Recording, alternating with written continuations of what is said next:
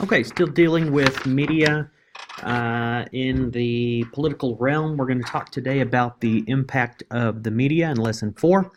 And so our learning objectives are to identify forms of bias that exist in news coverage and the ways the media can present biased coverage, explain how the media covers politics and issues, and explain the impact of the media on politics and policymaking. And our departmental learning outcome is to evaluate the role of public opinion, interest groups, and political parties in a political system, because the media does have a huge role in determining public opinion. So our essential questions are: what forms of bias exist in news coverage? How does the media present biased coverage, and what impact does the media have on politics and policy making?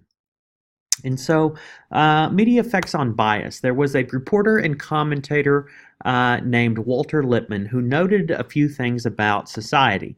He noted that citizens have limited experience with the government. We don't directly deal with the government on a daily basis. Our experiences are very limited to voting, perhaps, or seeing a political individual make a speech when they're running for office, or basically what we see or what we are experiencing with the government, we see on television. And so the media plays a huge role in placing ideas into citizens' minds. And so when this occurs, the idea becomes part of the citizen's frame of reference, and then it will go on to affect their decisions. So by and large, whatever it is that we see on television, that we read in the newspaper or online, that becomes part of our frame of reference, and it's going to affect the decisions that we make at the polling location and otherwise. And this is going to lead to the coining of a term called hypodermic theory of media. And it is called the hypodermic theory because obviously a hypodermic refers to a needle, and so it's saying that this information is going to be shot into the receiver's mind and is going to be readily accepted by the receiver. We just sort of accept it and we move on. And so information is going to be transmitted, colored by this hypodermic theory, colored by the information that's been shot into our minds that we're going to pass on. And so if one person is reading the newspaper and they come across a news story, then they will likely go and share it with their friends. And once this occurs, you tend to listen to your friend, but you never really pay attention to, or nobody really ever pays attention to, those who disagree with the opinion that has been shared by the friend. And so we listen to people we like, we listen to people we agree with, but we don't really pay that much attention to those in which we disagree. And so really the transmittal of information is going to be diminished by conversation, because it's going to be convoluted and filtered through multiple individuals as you're discussing it, and you're absolutely just shunning the opposite side of the debate, which you disagree with. And so this is going to create what is called the minimal effects theory, which argues that the media actually has little effect on citizens and voters, because we typically surround ourselves with information that already reinforces the ideas that we agree with, and we're not going to watch a news station that doesn't agree with things that we already believe. And so the media just sort of now reinforces many of the ideas that we already have, and it doesn't really change our minds on anything. Later on, the cultivation theory will come to the forefront, that argues that the media develops a person's view of the world by presenting a perceived reality. And so what we see on a regular basis is our reality. And so the media can set the norms for the audience by choosing what is covered or what is discussed. And so that essentially becomes our reality, whatever we see on a regular basis. And so if we see one side of an argument, even though it may be flawed, and you may need to see the other side as well to really fully understand the idea or the concept, then whatever you see and whatever you continually reinforce in yourself by watching certain news sources or listening to certain people that agree with you really becomes your reality. And so media is a very, very strong influencer on what we believe and what we sort of consider to be our reality.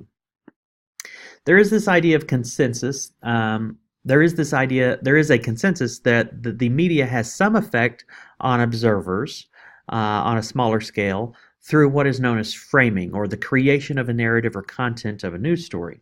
And there's a couple of different types of framing. There's episodic framing, which occurs when a story focuses on isolated details or specifics rather than looking broadly at the issue. So it's really zeroing in on very specific things that it's wanting to highlight rather than looking at the entire thing overall.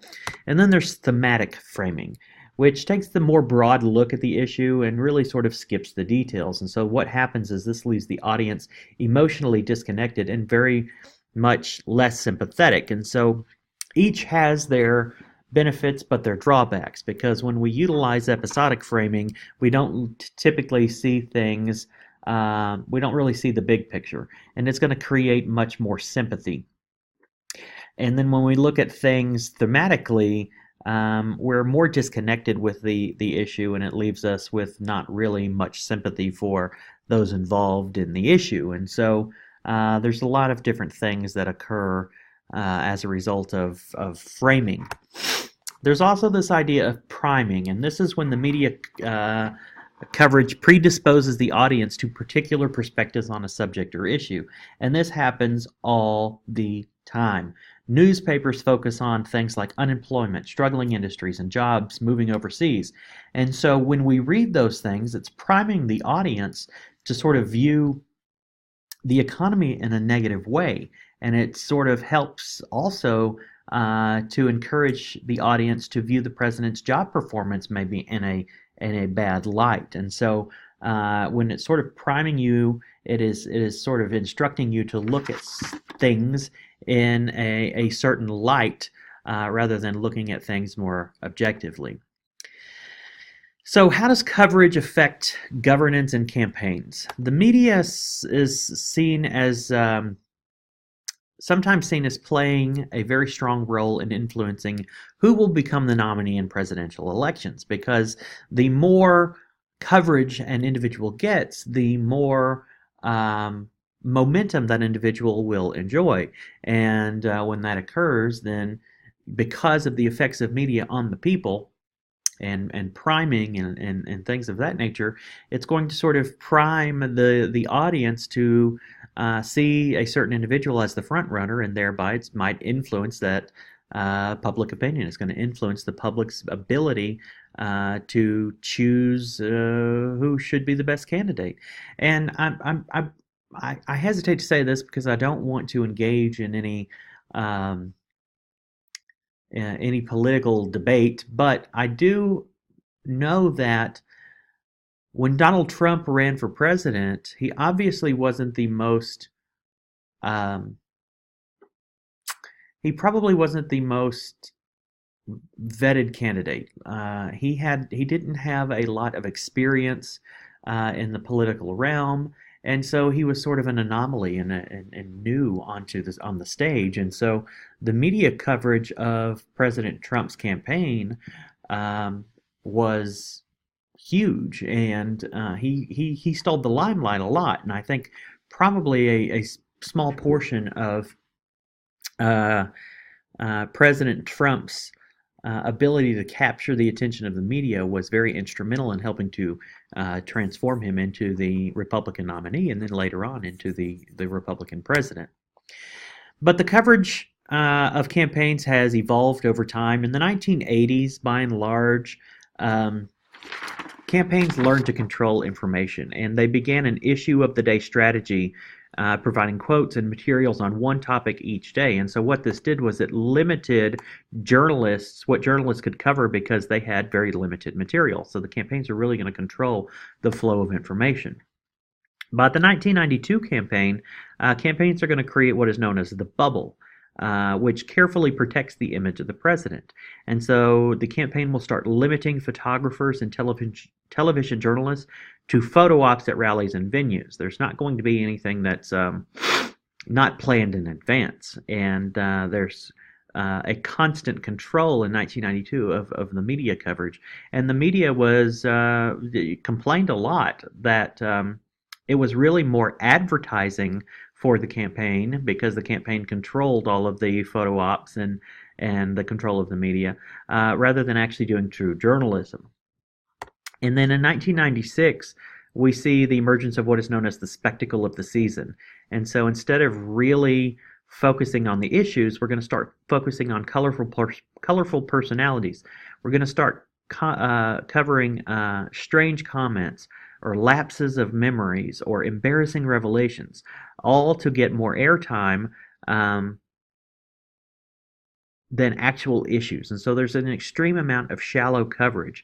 And this is by and large also something that is Donald Trump is very, very adept at in being that colorful personality and creating this spectacle of a season, and creating some strange comments that really soak up a lot of the journalist's time to try to decipher what it is he's saying. He really controls the media, and this has led to a phenomenon known as pack journalism, where all journalists follow one another rather than digging for their own stories. And so they're just a very superficial way of covering campaigns and things of that nature.